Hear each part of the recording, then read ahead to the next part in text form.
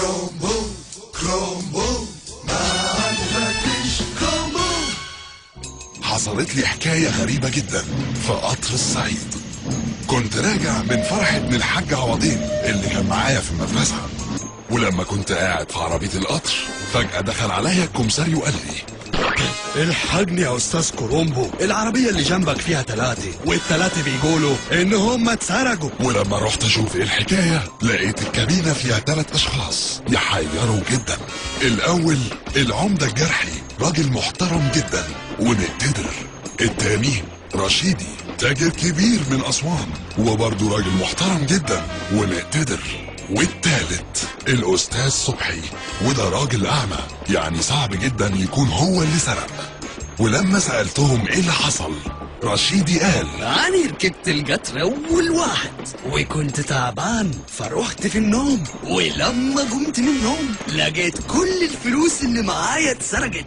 والجرحي قال: انا دخلت لقيت الرشيدي نايم فقعدت جنبه ونمت، ولما صحيت برضه لقيت كل الفلوس اللي معايا اتسرقت. والاستاذ صبحي قال: على فكرة يا أستاذ أنا دخلت وهم نايمين ولما قعدت أنا كمان رحت في النوم معاهم، وبعد ما صحيت لقيت كل الفلوس اللي معايا اتسرقت. تعالى كده. على فكرة يا أستاذ كرومبو أنا شاكك إن هما الاتنين سرقوني مع بعض، لأن قبل ما أنام لمحت بينهم كيس أزرق صغير، ولما صحيت ما لقيتش الكيس ده موجود.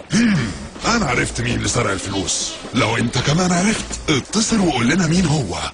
1 رشيدي، 2 الجرحي، 3 صبحي.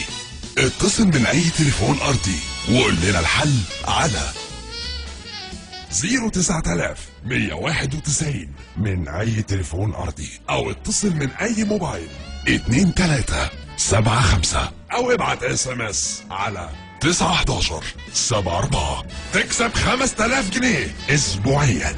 وابقوا قابلوني في الحلقة الجاية مع تحيات المفتش كرومبو.